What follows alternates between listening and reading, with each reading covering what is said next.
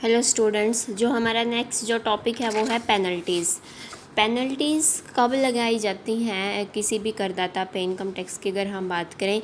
यदि कोई व्यक्ति जो इनकम टैक्स के जो प्रोविजंस हैं अगर उन प्रोविज़न का उल्लंघन करता है या फिर कोई मिस्टेक करता है तो उसको क्या लगाई जाती है, उसके ऊपर पेनल्टी लगाई जाती है। और उस पर अगर कोई ऐसी बहुत बड़ी मिस्टेक होती है तो मुकदमा चलाकर उसको कैद की सज़ा भी दी जा सकती है। तो जो पेनल्टीज़ लगाई जाती है, पेनल्टीज़ लगाने के संबंध में कुछ जनरल प्रिंसिपल्स हैं, वो क्या क्या हैं। सबसे पहले है जो पेनल्टी लगाई जाएगी, जो दंड लगाया जाएगा, लगाने का विवेकीय अधिकार होगा। जो वैधानिक दायित्वों की अगर अवहेलना की जाती है तो जो पेनल्टी लगाई जाएगी, पेनल्टी लगाना या न लगाना जो इनकम टैक्स ऑफिसर्स हैं उनके विवेक पर निर्भर करेगा। वो देखेंगे कि मैटर क्या है, क्या सिचुएशंस रही हैं, उनके ऊपर विचार किया जाएगा और जो है कम से कम जो पेनल्टी की राशि है वो निर्धारित की जाएगी कि अर्दन जो लगाया जाएगा, जो उसका अमाउंट होगा वो कम से कम होगा। वहाँ भी जो सक्षम अधिकारी अगर समझता है कि प्रावधान की अवहेलना जानबूझकर नहीं हुई है, केवल अनजाने में हो गई है, तो ज़रूरी नहीं कि फिर वो पेनल्टी लगाना भी सही नहीं समझते कि यहाँ पे पेनल्टी लगाना सही नहीं होगा। क्वांटम ऑफ पेनल्टी या दंड की जो मात्रा है वो क्या रहेगी भाई, कितने अमाउंट की पेनल्टी किसी व्यक्ति पर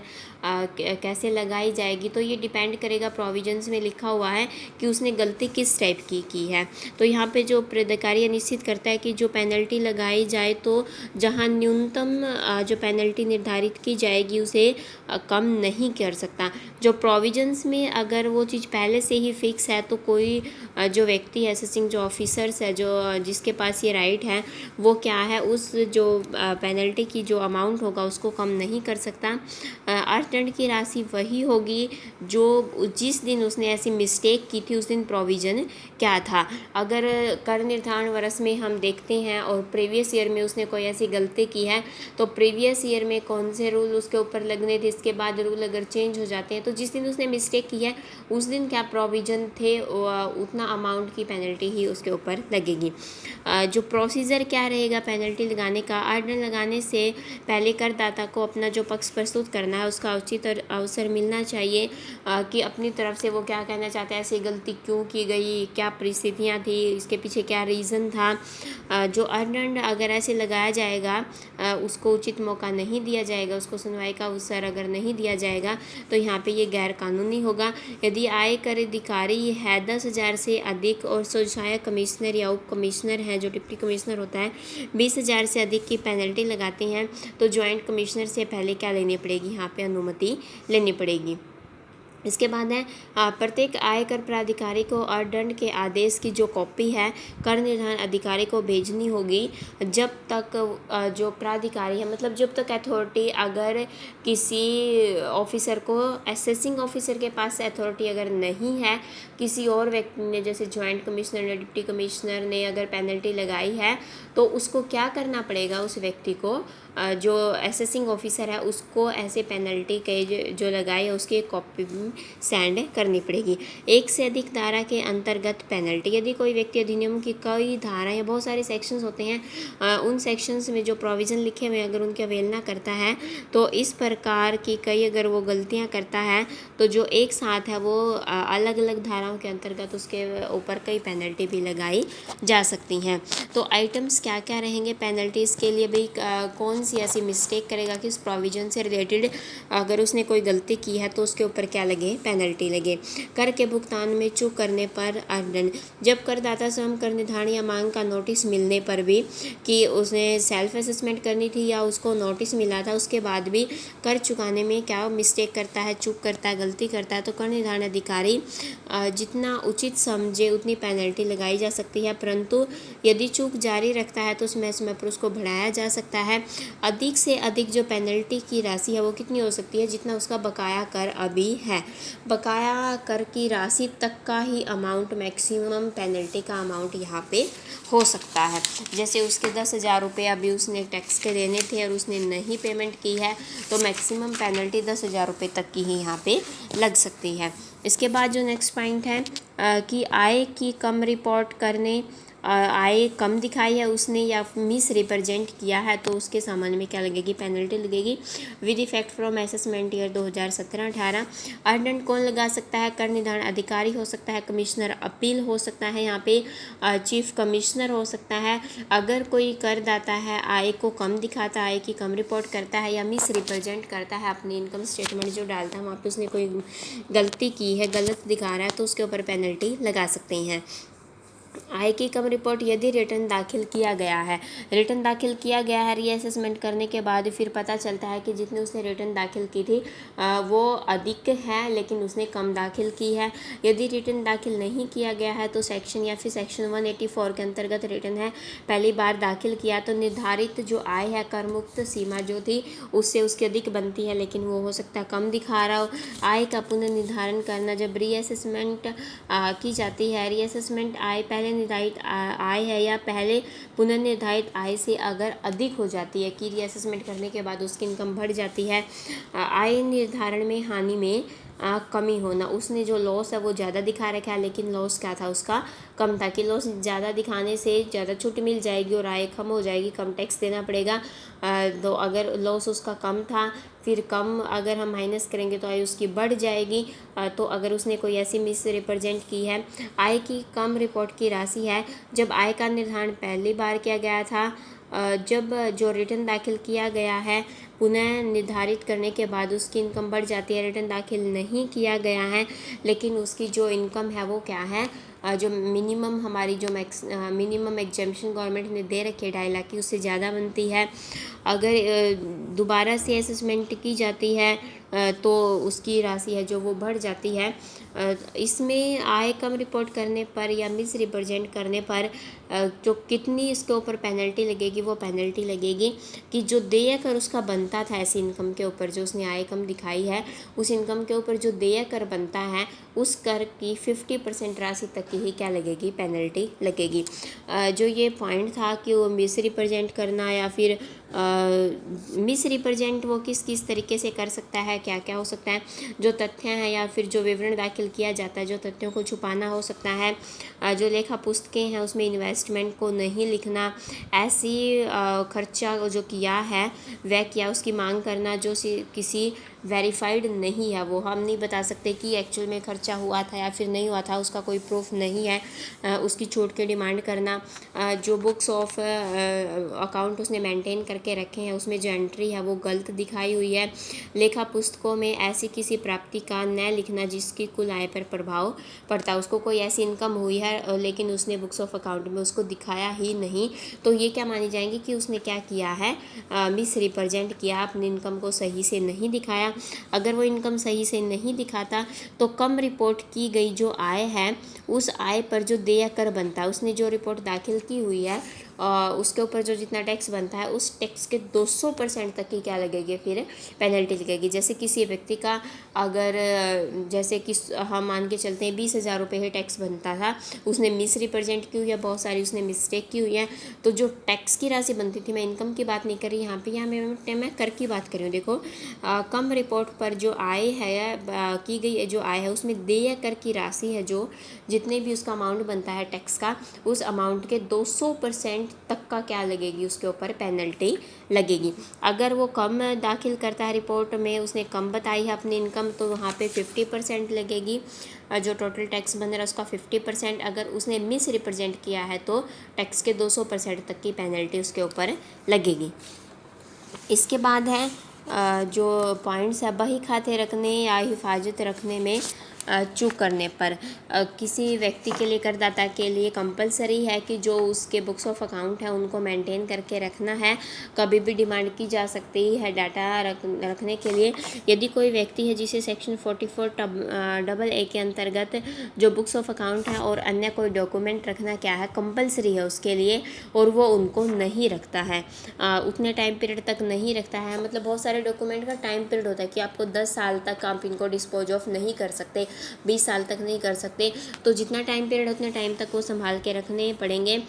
तो उतनी अवधि तक की जो हिफाजत में अगर नहीं रखता है तो जितनी अवधि तक इस सेक्शन के अंतर्गत रखना अनिवार्य था, जैसे 10 साल था, 20 साल था, 15 साल था, 12 साल था, कितना भी टाइम हो सकता है किसी डॉक्यूमेंट के लिए, अगर उस टाइम पीरियड तक उसने उन डॉक्यूमेंट को संभाल के नहीं रखा है तो कर निर्धारण अधिकारी और जो कमिश्नर अपील है उसके ऊपर 25,000 की क्या लगा सकते हैं, पेनल्टी लगा सकते हैं। इसके बाद 1/6/2007 या इसके बाद जो तलाशी अगर ली जाती है 1/6/2007 या इसके बाद, लेकिन 1/7/2012 से पहले अगर तलाशी ली जाती है, करदाता को कोई गत वर्ष में उसकी इनकम छिपाई हुई थी, उसके ऊपर संदेह था, तो आयकर के अतिरिक्त छिपाई गई आय के 10% के बराबर क्या देनी पड़ेगी, पेनल्टी देनी पड़ेगी। लेकिन उसके ऊपर पेनल्टी नहीं लगाई जाएगी अगर कुछ कंडीशंस पूरी हो जाती हैं कि तलाशी केस में छिपाई गई आय उसने स्वीकार कर ली और बताता है कि ऐसी आय उसने किस प्रकार हुई थी, सिद्ध करता है कि किस प्रकार छिपाई गई थी उसने ऐसी आय को, और छिपाई गई आय के संबंध में कर और जो ब्याज का भुगतान अगर वो करने के लिए क्या है, तैयार है कि जो इनकम बाद में पता चलती, तलाशी के बाद पता चलती है, तो उसके ऊपर जो भी टैक्स की जो रेट होंगी, जो उसके ऊपर सरचार्ज अगर लगना है, कोई ब्याज उसके ऊपर लगेगा, क्योंकि ब्याज लगेगा वो लेट होगी कि किस असेसमेंट ईयर से में इसकी पेमेंट करनी थी और पेमेंट नहीं की, तो टाइम पीरियड इतना बीत चुका है तो उसके उस टाइम पीरियड का जो गैप आ गया उसका ब्याज लगेगा। अगर इसकी पेमेंट करने के लिए वो तैयार होता है तो पेनल्टी नहीं लगाई जाएगी। इसके बाद है एक जो सेकंड पॉइंट है, ये भी तलाशी के संबंध में है, 30/6/2012 के बाद लेकिन 15/12/2016 इस टाइम पीरियड के बीच में अगर किसी करदाता की तलाशी ली जाती है और तो वहाँ पे अगर कोई इनकम निकल के आती है तो उसको क्या देनी लगेगी, उसके ऊपर पेनल्टी लगेगी। आयकर कर के अतिरिक्त क्या देनी पड़ेगी, पेनल्टी देनी पड़ेगी। पेनल्टी कितनी देनी पड़ेगी, छिपाई गई आय के 10% के बराबर, बेशर्ते की कंडीशन क्या क्या होंगी, तलाशी केस में छिपाई गई जो आय है वो स्वीकार करता है, बताता है कि ऐसी आय किस प्रकार हुई थी, सिद्ध करता है कि किस प्रकार छिपाई गई आय उसने प्राप्त की थी, आय के संबंध में लेके, छिपाई गई आय के संबंध में लेके निर्धारित डेट से पूर्व कर और ब्याज का भुगतान करने के लिए वो तैयार होता है। अगर वो इन जो तलाशी केस में जो छिपाई गई आय है उसको स्वीकार नहीं करता है वो करदाता, तो अगर उसको क्या लगेगी, 20% की पेनल्टी लगेगी। अगर वो इन कंडीशंस में से एक भी कंडीशन पूरी न करे तो जो इनकम छिपाई हुई इनकम का पता चलता है उस इनकम के 60% तक का, जैसे अगर किसी व्यक्ति की छिपाई हुई इनकम 10,000 रुपये मिली है और उसने ऐसी कोई भी कैसे इनकम छुपाई, कब छुपाई, क्या तरीका ऑप्ट किया, ये बहुत सारी किस प्रकार उसने छुपाई थी, तो ये सारी अगर या फिर उसके ऊपर जो ब्याज लगेगा, जो टैक्स लगेगा वो पे करने के लिए भी तैयार, इन कंडीशन को अगर पूरा नहीं करता कोई व्यक्ति तो जितनी भी इनकम छिपाई हुई इनकम उसकी मिलती है तो गवर्नमेंट उसमें से 60% क्या लेगी, डायरेक्ट उसके ऊपर कर लेगी। इसके बाद है 15/12/2016 या इसके बाद है तलाशी ली जाती, करदाता को स्पेसिफाइड कोई गत वर्ष गया है जिसके संबंध में आय छुपाई हुई थी उसने, उसको पेनल्टी देनी पड़ेगी। 2016 के बाद छिपाई गई आय 30% के बराबर यदि करदाता जो फर्स्ट में हमारी जो अगर हम बात कर रहे हैं इसके क्या जो पॉइंट है या इनमें जो ये कंडीशन दी हुई है, अगर इन कंडीशन को पूरी करता है तो 30%, अदरवाइज 60% लगेगा अगर कंडीशन पूरी नहीं करता है। तो या तो वो छिपाई हुई थी उस टाइम पे हेल्प करता है, बताने में स्वीकार करता है किस प्रकार छुपाई थी, कहाँ से ये पैसा अराइज हुआ था, और उस इनकम के ऊपर वो जो टैक्स देने के लिए भी तैयार होता है तो 30%, अदरवाइज उसको 60% जो पेमेंट है वो करनी पड़ेगी। इसके बाद जो नेक्स्ट है इसमें वो है देखो, अगर कोई व्यक्ति है जो खाते की पुस्तकें हैं उसमें गलत एंट्री अगर की जाती है तो उसके लिए जुर्माना, जो बुक्स ऑफ अकाउंट मेंटेन करके रखी जाती हैं अगर उसमें कोई गलत एंट्री की जाती है तो जुर्माना लगाने के लिए एक नया सेक्शन है 271 AD उसको शामिल, उसके अकॉर्डिंग अगर उसने कोई गलत एंट्री की है तो उस व्यक्ति के ऊपर जितनी भी उसने ऐसा अमाउंट इससे ऐसी गलत एंट्री के थ्रू छुपाना चाहता है वो उस इनकम को, तो उसके बराबर की क्या लगाई जाएगी, उस इनकम के बराबर की उसके ऊपर पेनल्टी लगेगी। लगेगी। नेक्स्ट है जो लेखा पुस्तकें रहेंगी, यहाँ पे लेखों का ऑडिटिंग करवाने में चूक करना। अगर किसी करदाता के लिए किसी असेसमेंट ईयर के संबंध में जो ऑडिटिंग करवानी अगर कंपलसरी होती है वो ऑडिटिंग नहीं करवाते तो उसके ऊपर पेनल्टी लगेगी। और पेनल्टी लगेगी कि जो वर्ष बीत गया है, गत वर्ष है जो उसकी जो कुल बिक्री या फिर कुल प्राप्तियाँ उसके आधे प्रतिशत मतलब उसके 50% के बराबर या फिर 1.5 लाख दोनों में जो कम रहेगा अमाउंट उसकी क्या लगेगी, पेनल्टी लगेगी। नेक्स्ट है उद्गम स्थान पर कर की कटौती करने में चूक करना। जो उद्गम स्थान पर कर की कटौती करने TDS काटने में अगर कोई गलती की जाती है, जो TDS है कर है पूर्ण या आंशिक रूप से कर की कटौती करने में कोई चूक करता है या उसका भुगतान करने में चूक करता है, सेक्शन 115 और जिसमें डिविडेंड टैक्स लगता है उसके ऊपर जो देय कर बनता है उसमें कोई चूक करता है, वस्तुओं के रूप में लॉटरी की जीत पर जो कर है उस समय के बराबर जो अर्थदंड लगाया जाएगा जितनी कर की राशि उसने उद्गम स्थान पर काटने में क्या की है, गलती की है कि उसने कोई ऐसी मिस्टेक की है, उसका TDS कट जाना था तो जितना TDS का अमाउंट होता है उतने अमाउंट तक की क्या लगेगी, पेनल्टी। सेम ऐसे ही जो टैक्स कलेक्शन की जाती है, अगर टैक्स कलेक्शन करने में कोई मिस्टेक की जाती है तो वहाँ पे जितना कलेक्ट करना था पैसा उतने अमाउंट तक की क्या लगेगी, पेनल्टी लगेगी। इसे नेक्स्ट है चेक है, ड्राफ्ट है आदि के माध्यम से जमा या ऋण न लेना। यदि कोई व्यक्ति को अमाउंट चाहिए लोन के रूप में जमा या ऋण में न लेना, अगर कोई व्यक्ति 20,000 या उससे अधिक की राशि का लोन लेता है या इसके बैंक के खाते के माध्यम से कोई इलेक्ट्रॉनिकली क्लियरेंस कोई सिस्टम है अगर उसको उपयोग किया जाता है उसके माध्यम से ऐसा करता है तो अगर उसके लिए कंपलसरी था कि किस किस मीडियम का प्रयोग करना है, अगर उन मीडियम का प्रयोग नहीं करता तो इसके ऊपर क्या होगा, जो पेनल्टी है वो लगाई जाएगी और उतने अमाउंट तक की लगाई जाएगी कि चेक या ड्राफ्ट है या कोई इलेक्ट्रॉनिक मीडियम के थ्रू ही इस पेमेंट को डिपॉजिट करना था या विड्रॉ करना था, अगर ऐसा और किसी मीडियम के थ्रू किया जाता है तो उतने ही अमाउंट तक की पेनल्टी लगेगी। 2 लाख या इससे अधिक रोकड़ में भुगतान करने पर पेनल्टी। कोई व्यक्ति है 2 लाख रुपया इससे अधिक की राशि का किसी व्यक्ति से एक दिन में अगर वो जो प्राप्ति होती है उसको या कोई ट्रांजैक्शन होती कोई इवेंट या ओकेजन के संबंध में, तो इन व्यवहारों के संबंध में किसी व्यक्ति से पाने वाले के खाते में जो चेक देय होता है तो बैंक ड्राफ्ट या किसी बैंक खाते के माध्यम से इलेक्ट्रॉनिक मीडियम के थ्रू ऐसी ट्रांजैक्शन होनी चाहिए, अदरवाइज उसके ऊपर क्या लगेगी, पेनल्टी लगेगी। जो इस सेक्शन के जो प्रावधान है वो कहाँ पे लागू नहीं होंगे, सरकार या बैंकिंग कंपनी है, डाकघर, बचत बैंक है, सहकारी बैंक है, सेक्शन 269(s) में वर्णित जो व्यवहार है वहाँ पे। इसके बाद है अगर किसी व्यक्ति या व्यक्तियों का वर्ग है, व्यक्तियों का कोई संघ है, सेंट्रल गवर्नमेंट द्वारा दी सूचना में ये क्या स्पेसिफाइड हो जाए कि सेंट्रल गवर्नमेंट के व्यक्ति हैं और इनके ऊपर इस टाइप की जो पेनल्टी है वो इम्पोज नहीं की जा सकती। इसके बाद है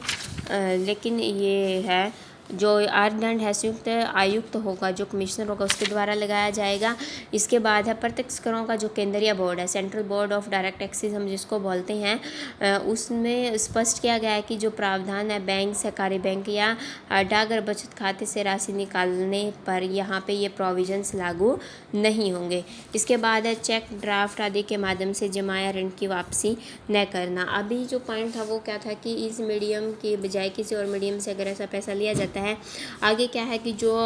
बैक पेमेंट की जाएगी अगर 20,000 या इससे अधिक की राशि का है, अगर एडवांस पेमेंट करनी है लोन के रूप में, डिपॉजिट के रूप में, अकाउंट पे चेक द्वारा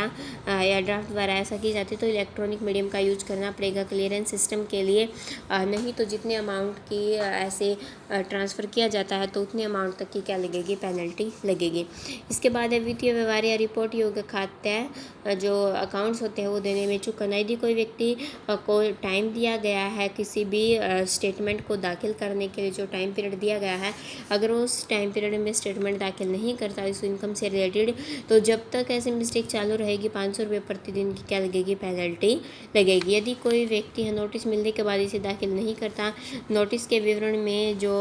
दाखिल करने की अवधि समाप्त होने के अगले दिन से जब तक ऐसी पेमेंट नहीं की जाती 1000 रुपये प्रति दिन की क्या लगेगी, पेनल्टी लगेगी। यदि कोई व्यक्ति सेक्शन 25 PA के अंतर्गत विवरण में गलत सूचना देता है तो उसके ऊपर 50,000 रुपये की पेनल्टी लगेगी। नेक्स्ट, उद्गम स्थान पर कर कटौती या संग्रह का विवरण दाखिल करने में चूक करना। इससे जो पहले था कि वो जो पैसा TDS और TCS के रूप में कलेक्ट किया जाता, उसको कलेक्शन करने में उसको काटा नहीं है, TDS नहीं काटा, उसके संबंध में कोई मिस्टेक थी। यहाँ पे है जो इसकी जो स्टेटमेंट है TCS और TDS की जो स्टेटमेंट्स है वो दाखिल करने में अगर कोई गलती की जाती है तो फिर क्या लगेगी, पेनल्टी लगेगी। यदि कोई कर कटौती करता या जो कर संग्रह करता होता है वो इस सेक्शन के अंतर्गत जो दाखिल नहीं करते, इस इंफॉर्मेशन को गलत सूचना दाखिल करते हैं, तो असेसिंग ऑफिसर के पास ये राइट होता है, जो पेनल्टी लगाने का वो ऐसा आदेश दे सकता है। जो मिनिमम यहाँ पे अमाउंट रहेगा वो रहेगा 10,000 रुपये, जो मैक्सिमम होगा वो होगा पेनल्टी का 1,00,000 रुपये। इसके बाद रिपोर्ट प्रमाण पत्र या गलत जानकारी देने पर दंड। जो पेनल्टी है, अगर वो जो रिपोर्ट दाखिल की जाती है, कोई सर्टिफिकेट जारी किया जाता है और कर निर्धारण अधिकारी या जो आयुक्त अपील है इस अधिनियम के अंतर्गत कार्यवाही करते समय उनको पता चले, अकाउंटेंट द्वारा, कॉमर्शियल बैंक द्वारा या जो रजिस्टर्ड वैल्यूएशन जहाँ पे की जाएगी, अगर इस अधिनियम के प्रावधानों के अकॉर्डिंग अगर उन्होंने ऐसी रिपोर्ट को प्रस्तुत नहीं किया गया है तो यहाँ पे जो पेनल्टी का अमाउंट रहेगा वो रहेगा 10,000 रुपये। इसे नेक्स्ट प्रश्नों का उत्तर देने, बयान पर हस्ताक्षर करने, सूचना देने या विवरण दाखिल करने या निरीक्षण करने आदि में चूक करने पर पेनल्टी। यदि कोई व्यक्ति जो अपने कर निर्धारण वर्ष के संबंध में या कर निर्धारण प्राधिकारी द्वारा पूछे गए किसी क्वेश्चन का आंसर नहीं देते हैं, जो उन्होंने स्टेटमेंट दाखिल किया उसके ऊपर साइन नहीं करते हैं, इससे जो नेक्स्ट जो यहाँ पे मिस्टेक रहेगी कि अगर कोई नोटिस जारी किया और उस नोटिस में जो टाइम पीरियड और जो प्लेस दिया हुआ था उस टाइम पे प्रेजेंट होकर जो सबूत प्रस्तुत करने थे वो नहीं करते, जो नोटिस है इन सेक्शन के अकॉर्डिंग अगर उसकी अवहेलना करते हैं, अकाउंट्स की ऑडिटिंग कराने के आदेश की अगर अवहेलना की जाती है तो जहाँ पर जो पेनल्टी लगेगी, ऐसी मिस्टेक के संबंध में 10,000 रुपये क्या लगाई जाएगी, पेनल्टीज लगाई जाएगी। यदि कोई व्यक्ति प्रतिभूतियों के संबंध में जो सूचना मांगी जाती है, अगर किसी ने सिक्योरिटी ले रखी है उसके संबंध में जो इंटरेस्ट मिलता है, डिविडेंड मिलता है, अगर जो इनकम टैक्स डिपार्टमेंट के द्वारा ऐसी इन्फॉर्मेशन स्टेटमेंट है वो मांगी जाती है, वो देने में चूक करना। अगर कोई बिजनेस शट डाउन हो गया तो शट डाउन होने के 15 दिन के अंदर अंदर ऐसी इन्फॉर्मेशन जो पब्लिक नोटिस के थ्रू जारी करना। कुछ सेक्शंस, उन सेक्शंस में कुछ टाइम पीरियड है उसके अंदर, उस टाइम पीरियड के अंतर्गत स्टेटमेंट नहीं दाखिल की जाती। सेक्शन 133 के अंतर्गत जो व्यक्तियों के नाम है या उनके पते हैं वो दाखिल करना। इसके बाद है नेक्स्ट में जो TCS होगा, TCS में क्रय संग्रह करने वाले शक्ति 25B जो हमारा सेक्शन है उसमें सिनेमा फिल्मों के जो निर्माता हैं उनके द्वारा विवरण दाखिल करने में अगर कोई मिस्टेक की जाती है तो पेनल्टी लगेगी। नेक्स्ट, कंपनी के रजिस्टर में किसी प्रविष्टि की ऑडिटिंग करने या ऑडिटिंग की कॉपी लेने में अगर कोई मिस्टेक की जाती है, किसी पूर्णांक संस्था की जो आय का विवरण है, अन्य जो स्पेसिफाइड संस्थाएं होती हैं उनके आय का विवरण इसके अंतर समय के अंदर निर्धारित अवधि में दाखिल अगर वो नहीं करता है, कोई पूर्णांक ट्रस्ट है। इसके बाद है संबंधित माह है जो उसे 7 तारीख तक प्रतिभूतियों के ब्याज है, जो लाभांश मिलता प्रतिभूतियों के ब्याज के अतिरिक्त करने कोई ब्याज है उसके ऊपर जो TDS कटेगा, TDS न करने से कटौती जो होगी सेक्शन 197A के अंतर्गत की जाएगी। और जो डिक्लेरेशन दी जाएगी उस डिक्लेरेशन की जो एक कॉपी है मुख्य कमिश्नर और कमिश्नर के यहाँ भी दाखिल की जाएगी। सेक्शन 203 के अंतर्गत उद्गम स्थान पर कर काटने का जो प्रमाण पत्र नहीं देता है या फिर उसके कोई स्टेटमेंट दाखिल नहीं करता है, अगर कोई बकाया वेतन में से अगर कर है जो कर की कोई बकाया वेतन में से नहीं काटता, कर निर्धारण अधिकारी या कर वसूली अधिकारी के निर्देशानुसार वो जमा नहीं करता है, खुद वैल्यूएशन भी नहीं करता, निवासी क्रेताओं के साथ घोषणा पत्र जो जारी किया जाता है अगले माह की 7 तारीख तक वो दाखिल नहीं करता, बैंक या सहकारी समिति जो 10,000 रुपये तक का और जो अन्य 5,000 रुपये तक का प्रतिभूतियों का ब्याज छोड़कर अगर दे रही हैं तो उनको क्या ऐसी जो स्टेटमेंट दाखिल की जाती है उसको दाखिल करने में कोई चूक करते हैं तो उनके ऊपर क्या लगेगी, जो पेनल्टी लगेगी। जब तक ये जो इन्होंने मिस्टेक की जाती करदाता के द्वारा, इन मिस्टेक को असेसमेंट ईयर में जब तक चालू रखा जाएगा 100 रुपये प्रतिदिन के हिसाब से पेनल्टी लगेगी। नेक्स्ट है स्थायी खाता संख्या परमानेंट अकाउंट नंबर से संबंधित जो